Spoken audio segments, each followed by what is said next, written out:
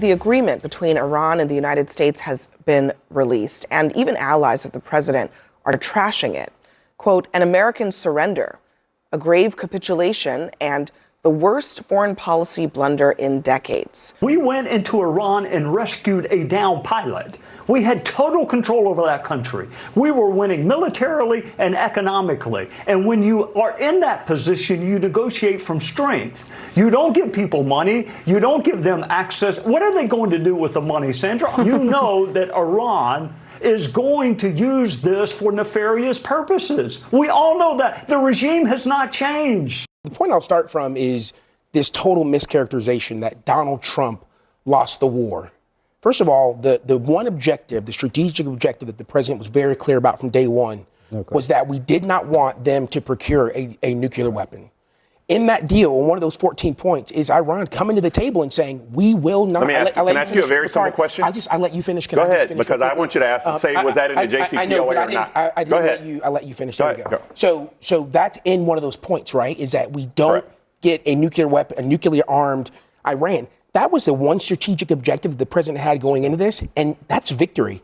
And so I don't know why. Can I ask you a simple question? Was that in the JCPOA or not? Was it word for word or not? Actually, because I'm glad you asked. The JCPOA actually just gave a landing strip for the Iranians it literally said to get the to a nuclear thing. weapon. So basically, it didn't. This is total and complete. We will not produce, and we will. Hold on a second. We will destroy our enriched uranium. But hold on a second. Hold on a second, Tim. And before you jump in, Stephen. Hold on. Before you jump in, Stephen. The JCPOA said that Iran would under no circumstances ever obtain a nuclear weapon. And in fact, this deal contemplates that, because what it says is that Iran reiterates what they say has been their longstanding stance, that they would not have a nuclear weapon. Now, I think what you're referring to is the fact that the JCPOA had sunset provisions for the limits that they had on nuclear enrichment. That is true. That's right. However, you also have to acknowledge that this deal has absolutely zero provisions when it comes to the fate of Iran's nuclear enrichment program and its nuclear weapons. No, that's not true, Abby. This deal is performance-based. But but what are the markers? If the Iranians, but what are the markers, Tim? If the Iranians start producing a nuclear weapon again, if there's evidence of that, they have to allow the proper regulatory authorities in the country. But hold on. And if they report that something otherwise is happening, we'll pick back up. But hold on a second. This deal doesn't say Iran will never be able to enrich uranium in its borders. You know what it says?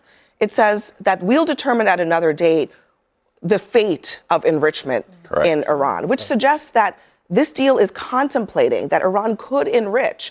Now, President Trump was even more explicit in an interview a couple of days ago with the New York Times, and he said, yeah, maybe we might have a cap.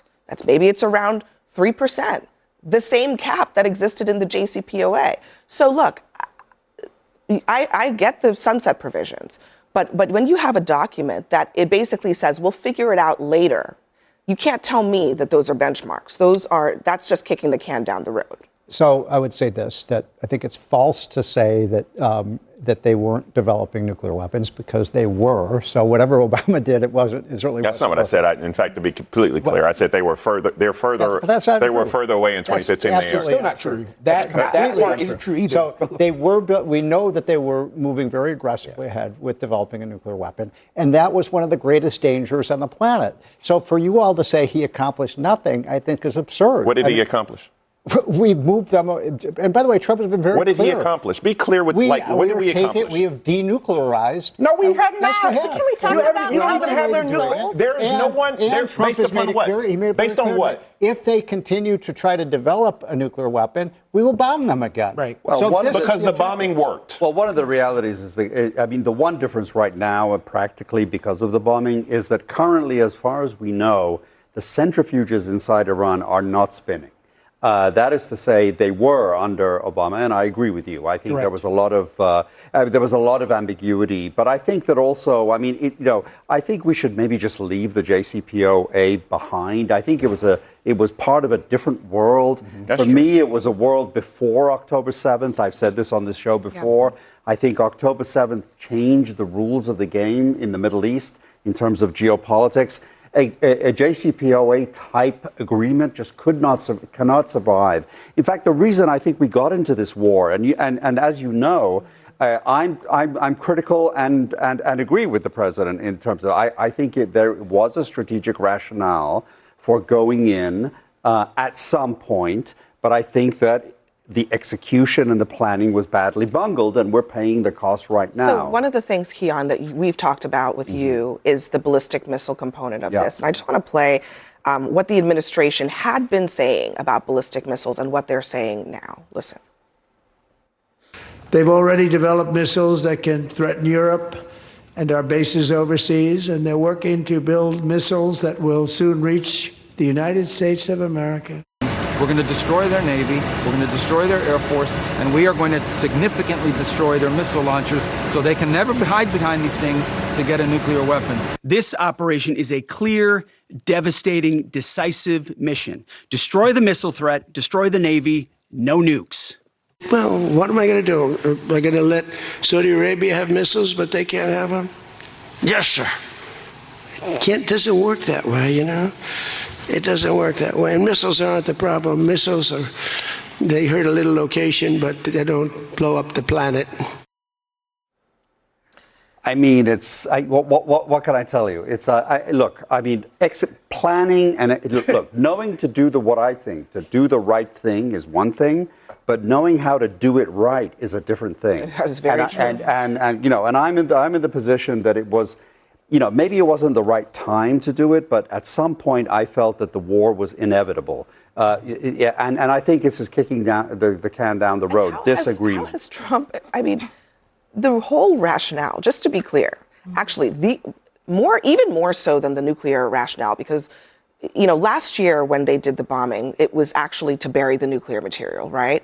The rationale for this operation was to take the ballistic missile threat off the table so that they could no longer use ballistic missiles as a shield for their nuclear program.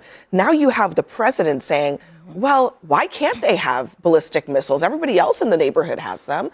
How do they justify that at this stage? I think it just shows there was no clear objective from the beginning. I think the president and the administration sold this war in very large terms. And there's a middle ground. There are people who will say, look, we understand that Iran is a threat, but the president added so much to it. I mean, let's talk about, we're not even talking about the human rights element that was added at the beginning. Right. He created a moral argument for going into Iran. He wanted an entire regime change. And I would now ask, are the people in Iran safer, more freer, better off, or have we completely lost that because we used it? Their regime was killing thousands and thousands of people. It's the same, but the regime has the regime changed. We cut off one head and another one sprouted up. The regime has not changed. It actually got younger and angrier, and they. Well, we'll see. We'll see. But it's a theocracy, and you can't bomb your way to a democracy. It doesn't make sense. But regime change was never this president's objective. Yes, it was. He literally said on the night of the bombing. Israelis, maybe, but that was never one of the objectives of the president. We've gone through this before. He said on the night of the bombing,